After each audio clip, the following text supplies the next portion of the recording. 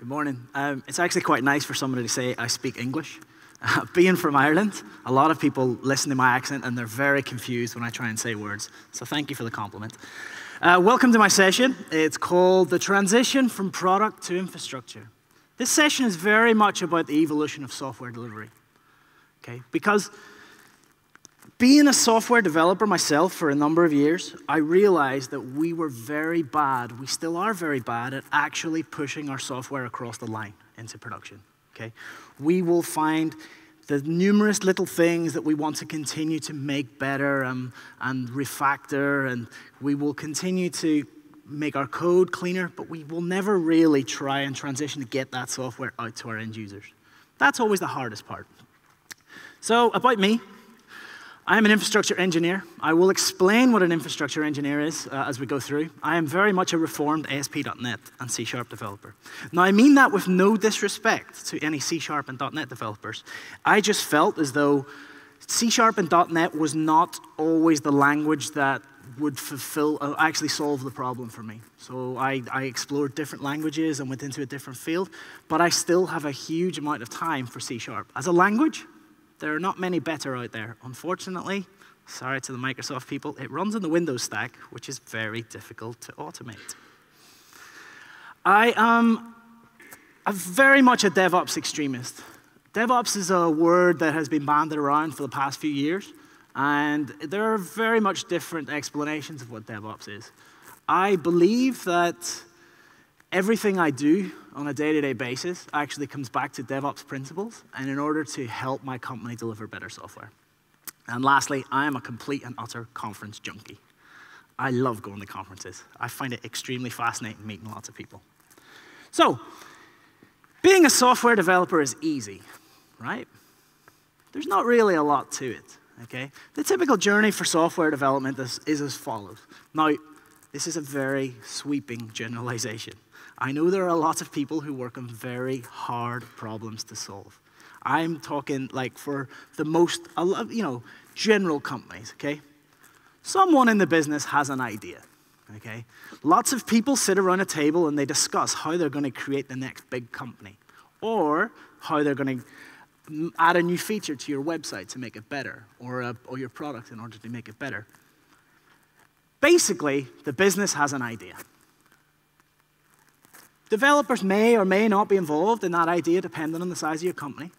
Larger enterprise companies, developers are always the last to know about what a feature is coming. But in smaller ones, developers are involved the whole way through. Okay? You have a bunch of people like business analysts or whatever actually gather requirements. And again, developers may or may not be involved here. And development happens. Okay? Sprints start. Work starts to get done. Done is a very loose term at this stage. More than likely, we actually have a release date that we aim for. Okay? We're going to release this feature in 114 days. Okay? We're going to release this part of this feature, we're going to toggle it off, and that'll be ready for testing in the QA environment in 70 days, whatever. Testing and feedback happens at the end of our sprint, so we can actually see if what we've made is correct. And that's step 4. Step 99, the software gets deprecated. There are a lot of steps that happen in between here. And unfortunately, as I was getting into my IT career, I didn't realize that there were so many other steps after testing was finished. And this is what helped me understand about the evolution of delivery. All software has should have a lifespan.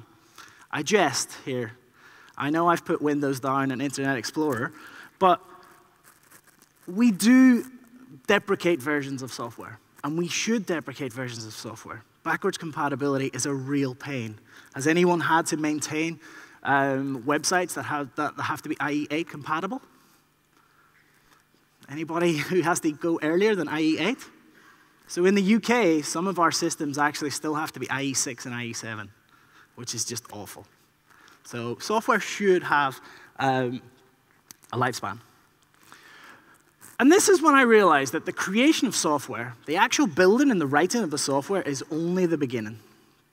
Okay? The one thing I want you to all take away from this session, and the one thing that it's taken me quite a few years to learn, is that when software gets to production, the fun really starts then. It's really important, okay? Because all this testing that we've done, our QA departments could have worked for days writing automated tests or manually testing. Users find bugs that we never knew we had. And then we have to start fixing those bugs, okay? Users interact with systems in ways that we don't understand that the system can be interacted with. And that creates a lot of strain in the system. You have to worry about security concerns when it's in production. You have to work out how the system acts under load when it's in production. There is a lot to take care of. So the creation of the software is maybe 10%. There's a great quote on this, okay? And this was created by, this was actually said by Chris Reed at a meetup in London in 2011. And this actually goes on nearly every continuous delivery talk that I give, okay? Until your pretty code is in production, making money, or doing whatever it does, you've just wasted your time.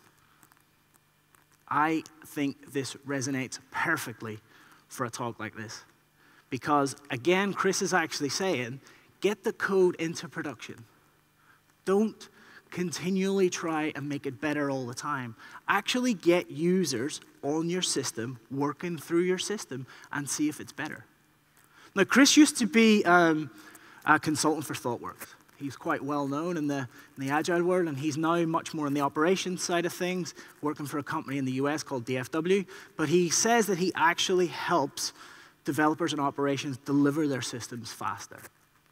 That's what he said it is. So how does code get to your end users? There are a lot of things that people can do for this. They can FTP code. They can have build pipelines.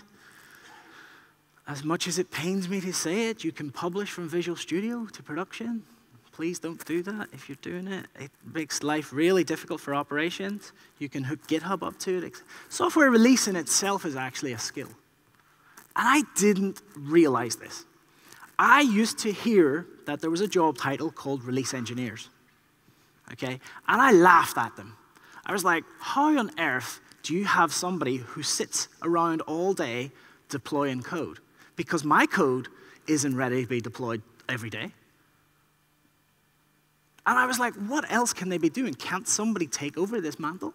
But I've realized that releasing software in itself is a full-time job.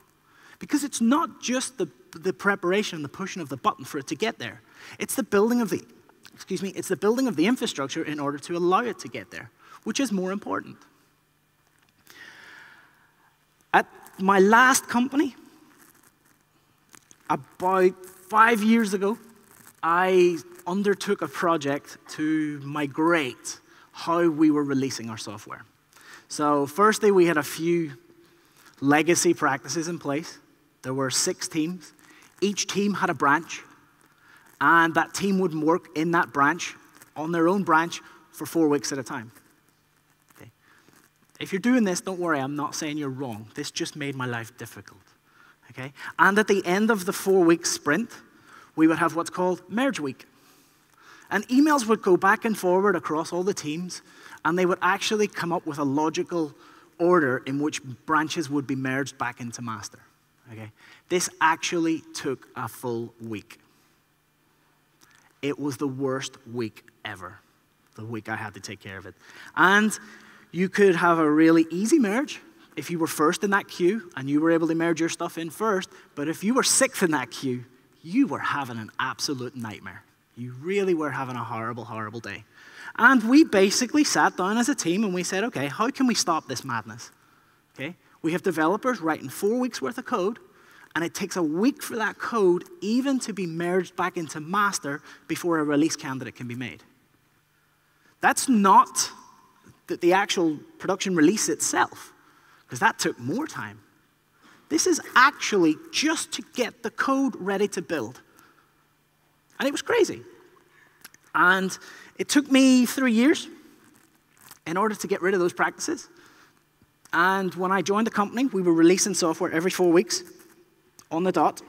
There was a designated day in the calendar for the next, I think it was 2 years. Every fourth Wednesday for the next 2 years was already designated.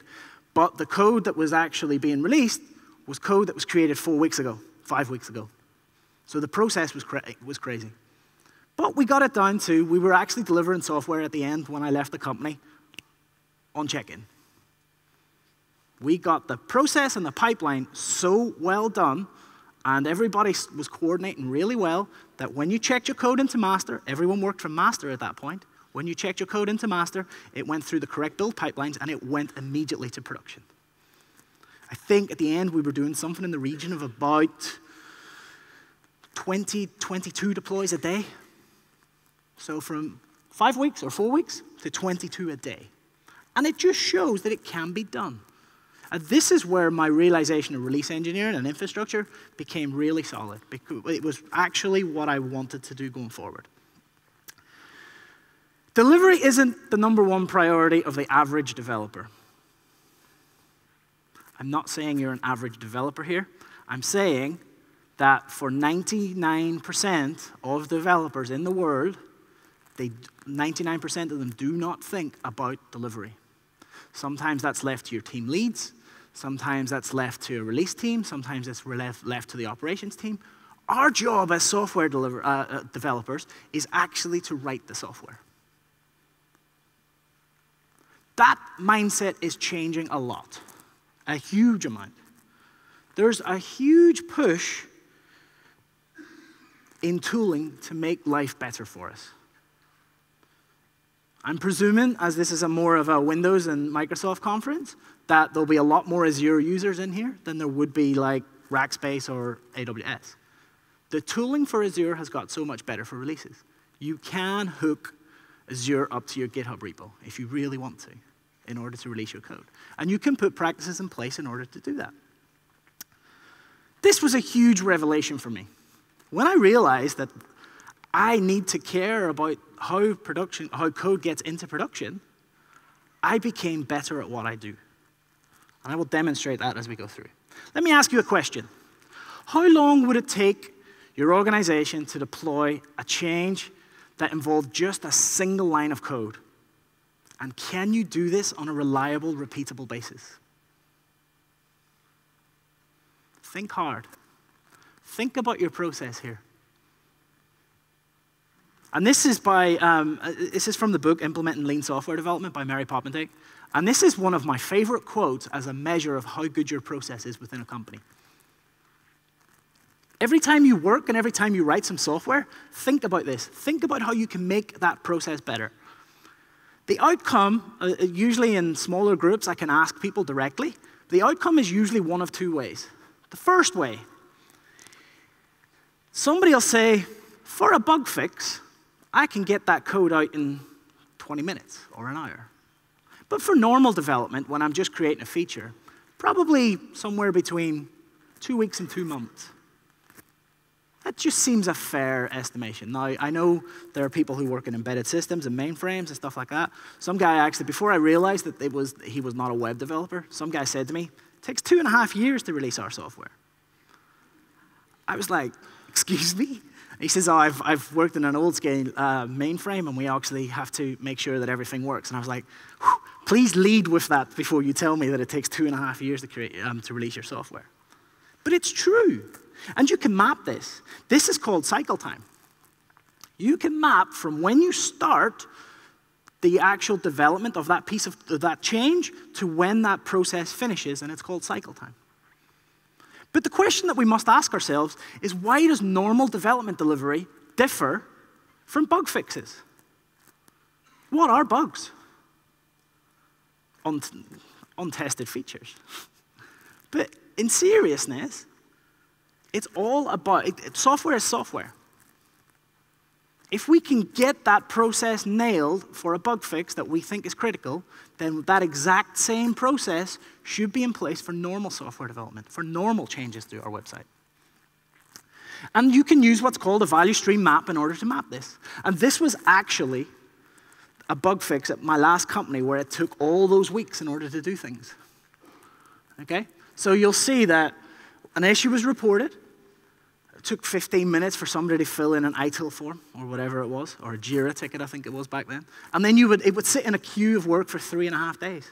This is actual people days. This is not including weekends. This is Monday to Friday. Okay? Then you would have a short prioritization meeting on it. And after it was prioritized, it would sit in another queue for another 4 days. And then developer would actually fix it, which was the easiest fix ever, and it would take 2 hours. And then it would sit waiting for QA for another 4 days. QA would test it in a couple of hours, and then it would wait until the release team created a hotfix, an actual package that went out. So at this point, we're actually 15.5 days. That's half a month. In fact, that's 3 weeks, 3 developer weeks before it gets released to production. And when a hotfix was created, it would take another 4 days before that was pushed out into production, because you had practices like, oh, well, we can't release on a Friday. Who here doesn't release on a Friday? Excellent, not many. Who here cares when they release software? Not a single one of you want to release your software. Amazing. I'm just joking. But I took this and I went to live amongst the team in the States for 3 months in order to actually work through this and work out what we were doing as a team and how we were failing to get our code out. And I drew this and I took it to the CTO and I said, it takes 19.5 days from a small fix to get that code to production. And he was gobsmacked. He was a new CTO at the time, and he wanted to know the process, and he wanted to know what we were doing. He was gobsmacked. All process had to change at that point going forward. And I'm pretty sure that's not out of the ordinary for a lot of people. That's quite normal in software.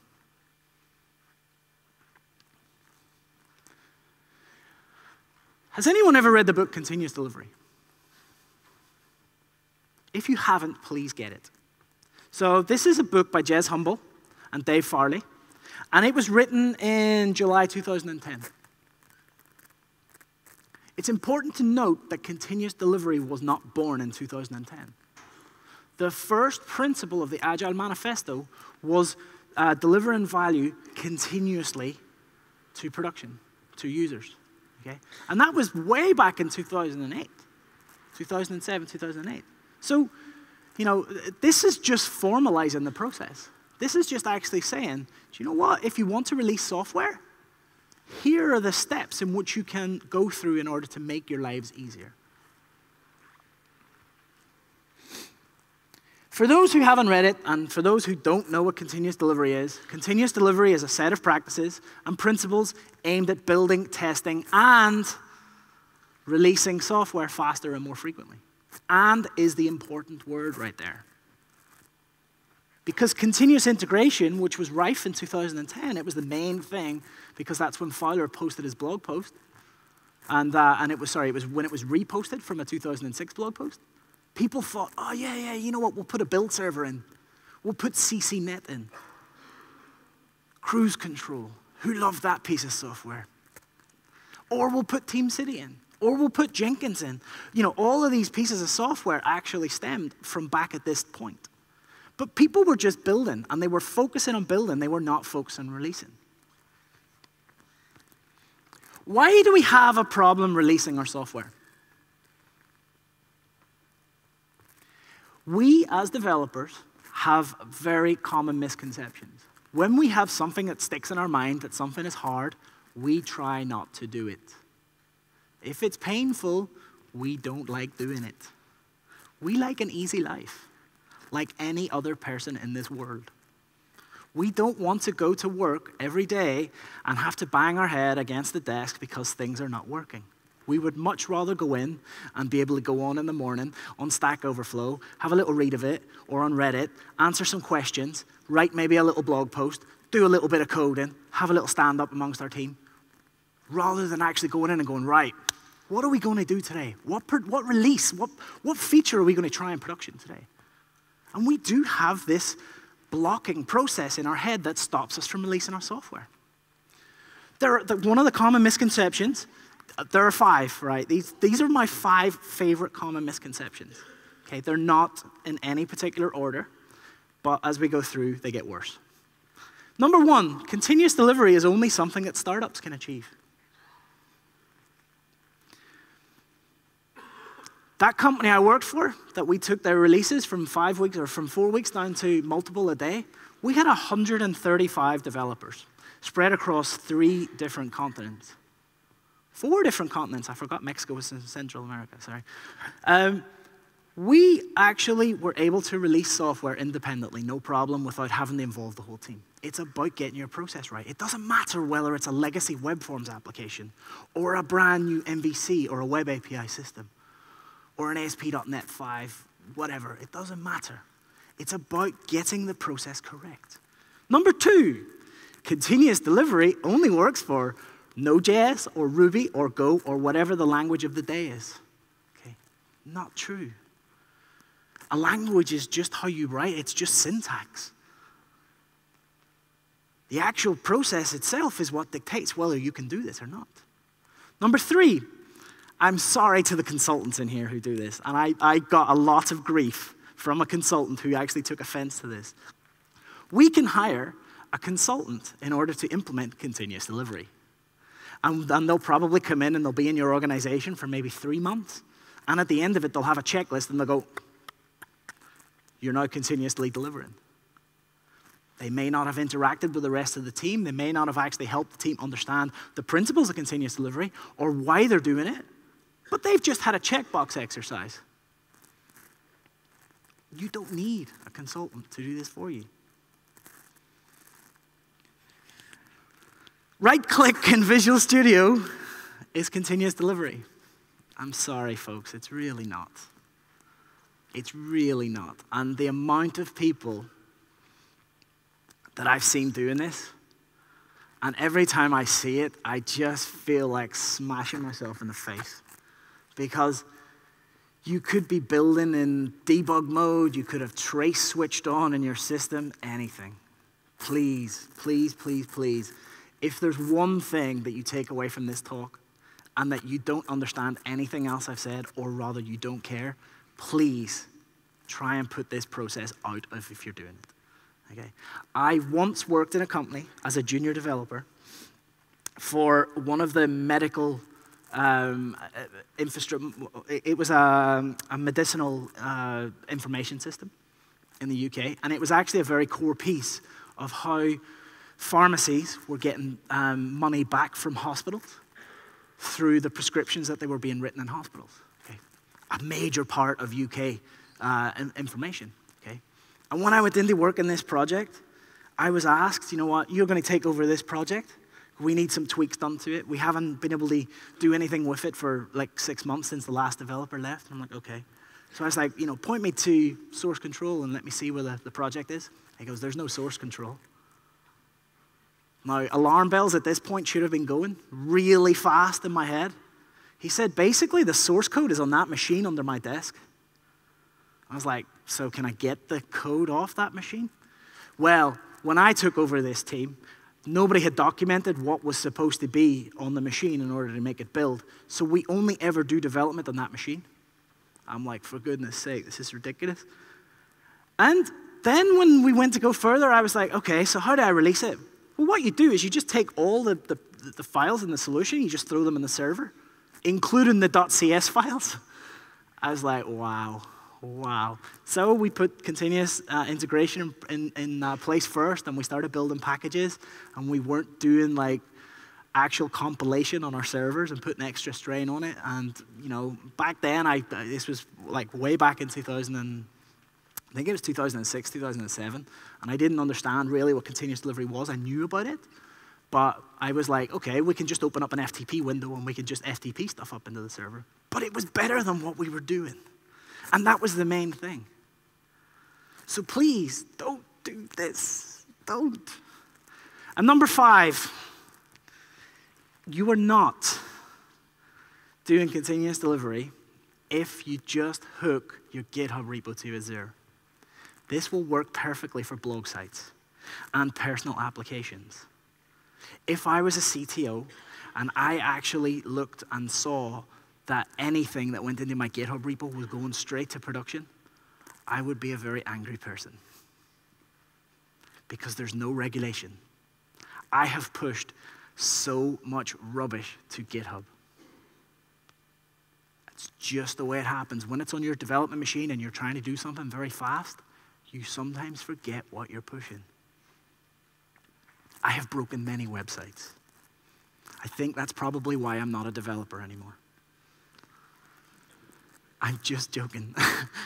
I honestly believe that just pushing code to production is a bad thing. Dominic Bayer actually done this in May and sent me the tweet saying, I've just deployed from GitHub to Azure just to annoy Stack 72. And I call him out on it every time. It is a very interesting process. It will get you so far. It won't get you all the way. So, we understand that there's actually a problem releasing software, but why is there a problem releasing software? Who works in a company that is siloed, where developers are not on the same team as the operations team?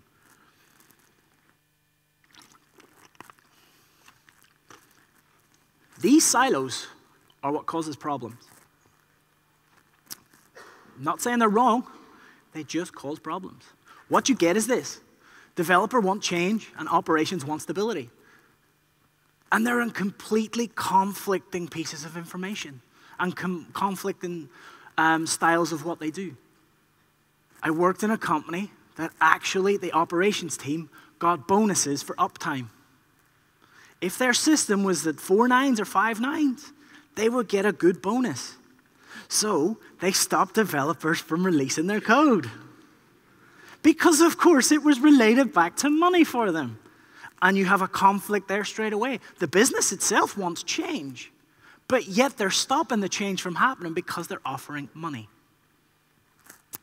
If you're confused of who ops and dev are, then DevOps Borat has a great example.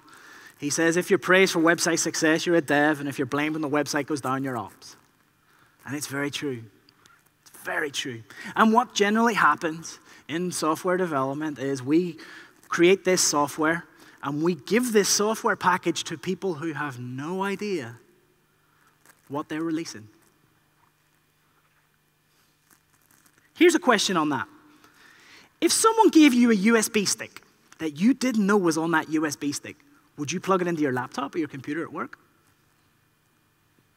You would not. So why are we releasing, as an operations team, code that we have no idea what it's going to do? This could be a malicious software developer who's just been sacked by the company and has written a piece of code that formats the C drive. We don't know. People can sometimes be a bit crazy. So we have to think a little bit better about what we're actually releasing.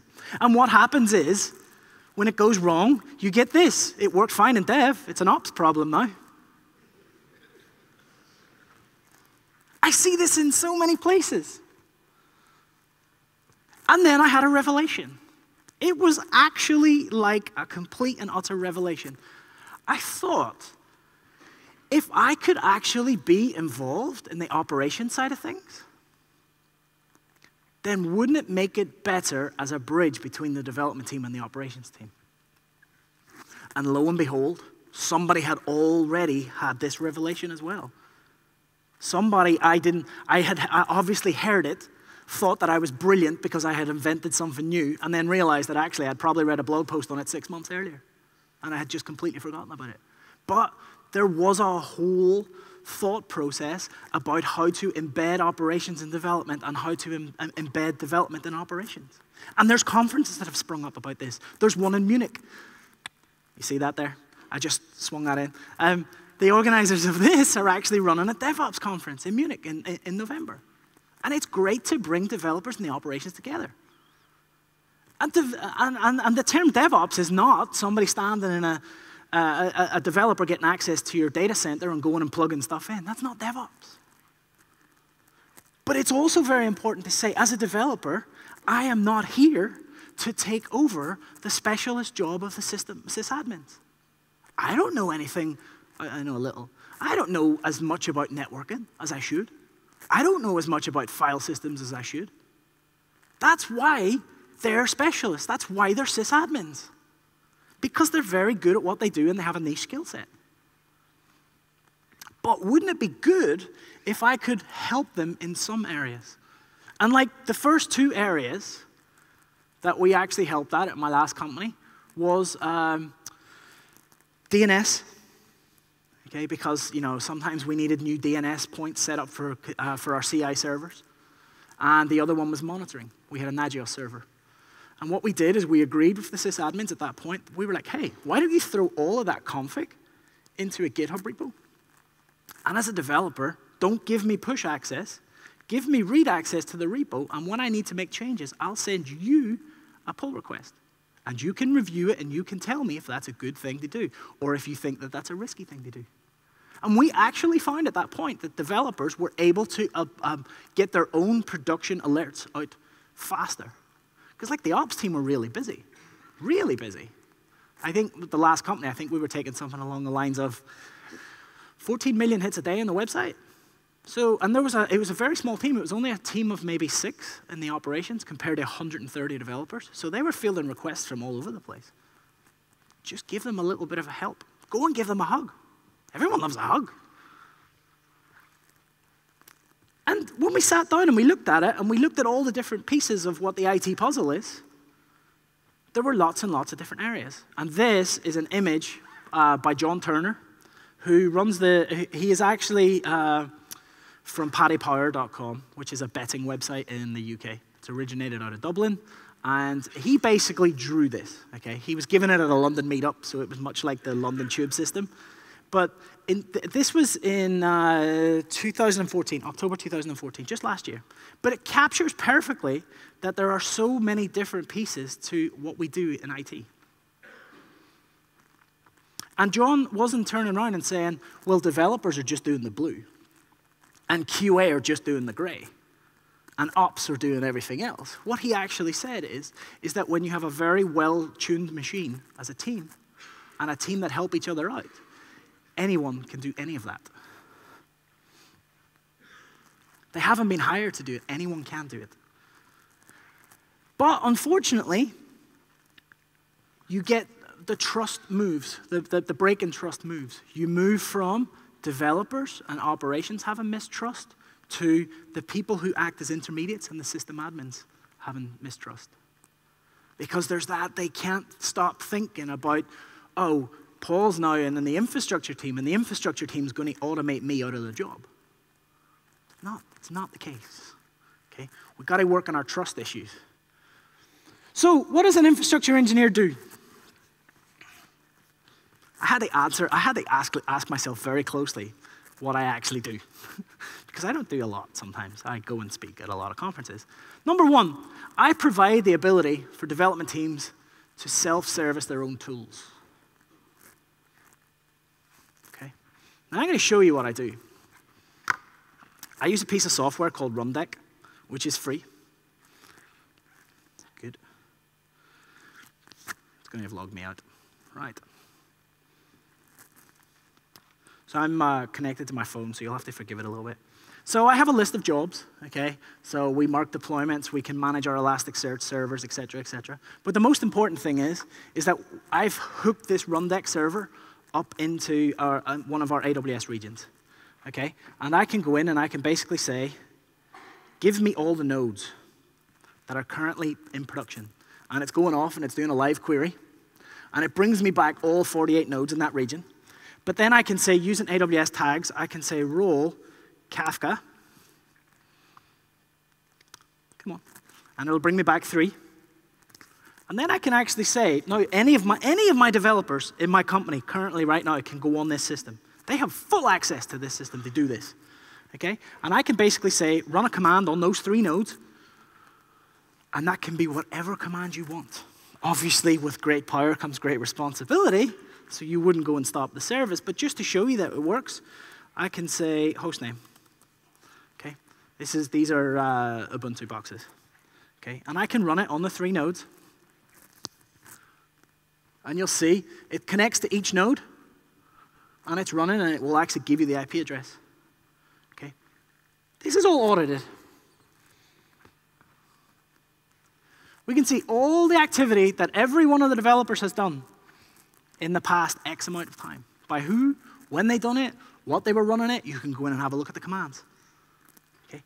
That's one of my main goals. Self-servicing. Okay?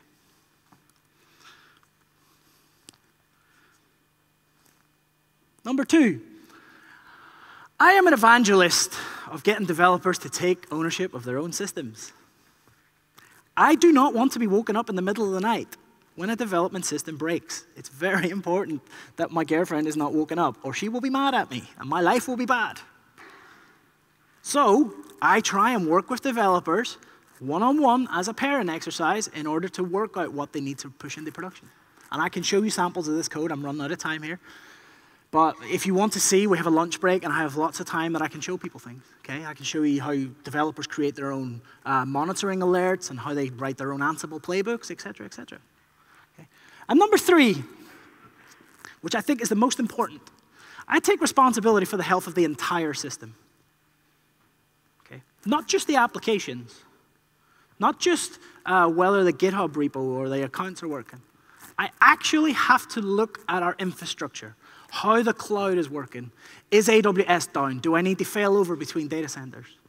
AWS had a massive outage in US East 1 last week, or 2 weeks ago. There were infrastructures and ops people all around the world going absolutely crazy because they couldn't get their systems in place and couldn't migrate them. We have a system in place that all I need to do is change a variable of a different AWS region, and it will spin up my entire infrastructure, everything, databases, the works, in a new AWS region, and it takes about 7 minutes. 7 minutes of downtime.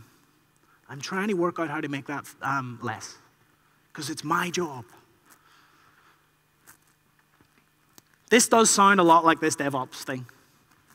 Okay? If you're interested, I'm not going to tell you what DevOps is. There's lots and lots and lots of resources and lots of very, very clever people out there that know what DevOps is. But the main thing for me is this was a quote like 3 months ago on Twitter by Dave Mango. He used to work for Salesforce.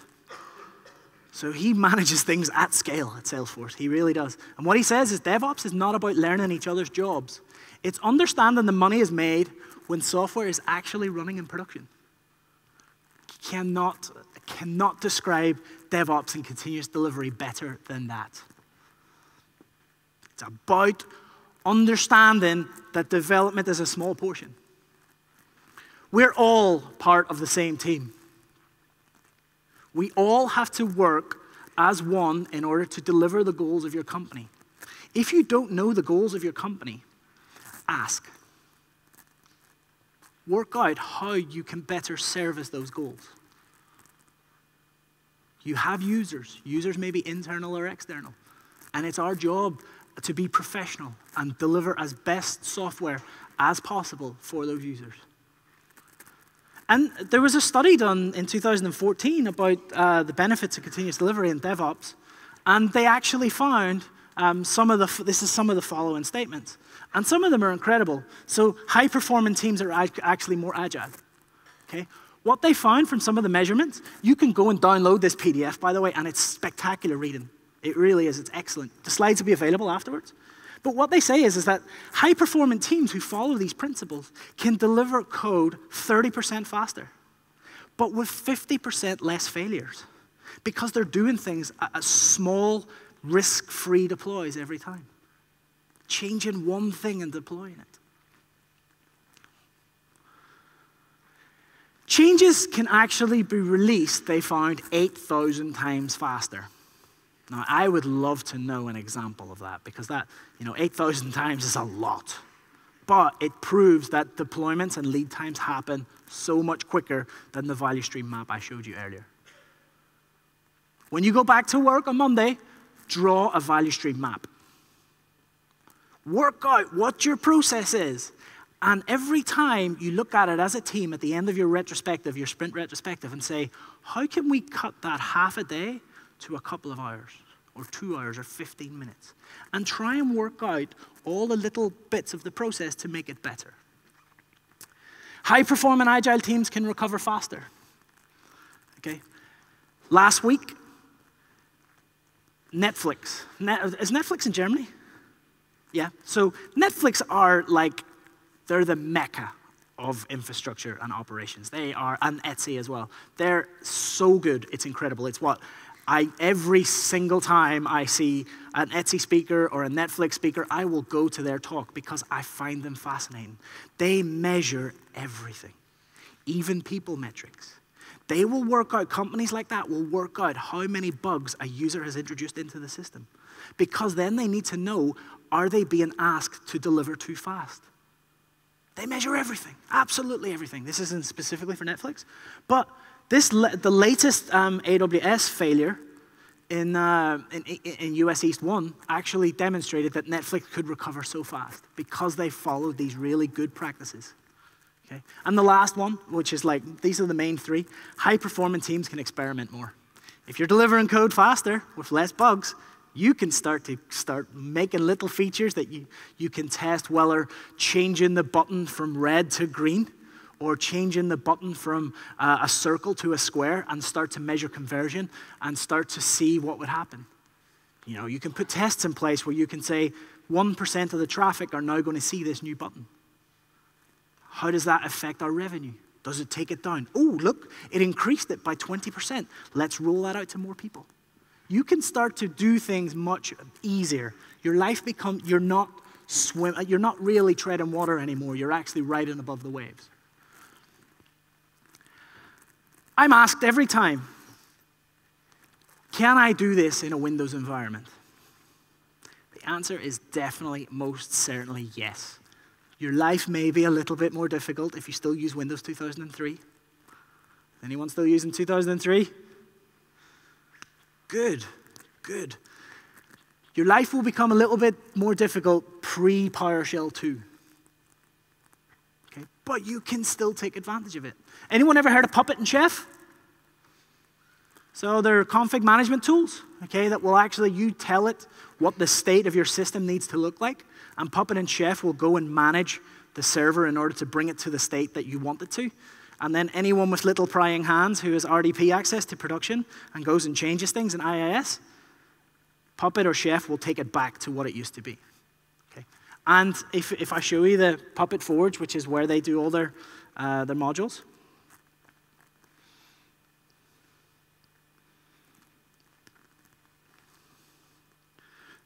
I just did a pure, simple search for Windows. Okay, actually, let's go back one more. 185 modules on the Puppet Forge for managing Windows.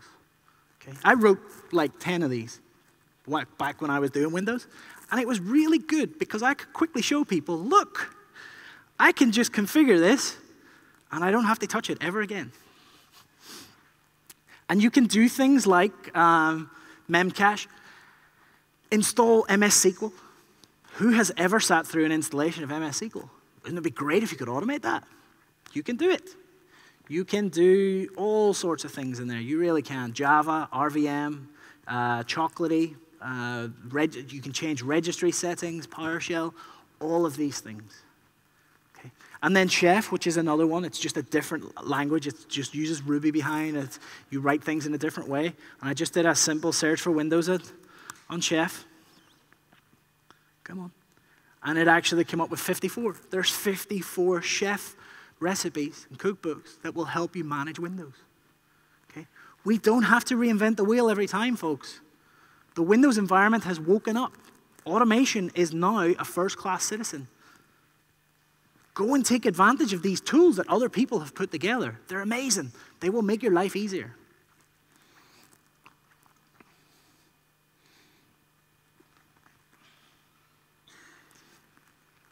There is a lot of further reading on this. Okay, here are 4 of my favorite books.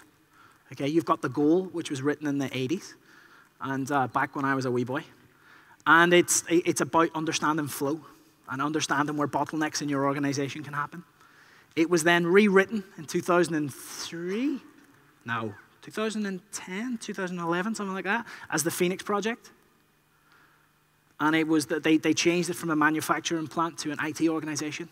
If you read any of these books, read that one. because it's written as a novel, and it's addictive reading. And I'll guarantee you, you'll sit there and think, was the author following me around? Then you've got the continuous delivery book itself, which is just amazing reading. It takes a lot of reading. You can't just read that one on a weekend, trust me.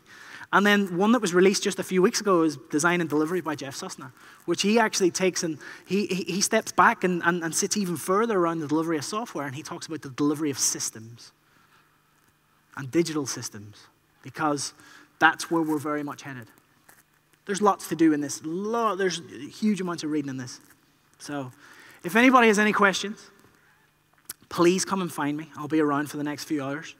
But thank you all very much for listening. I hope you've learned a few things that just concentrating on the actual development itself is not as rewarding as seeing your software through to production. And I hope to hear some success stories in the future. Thank you.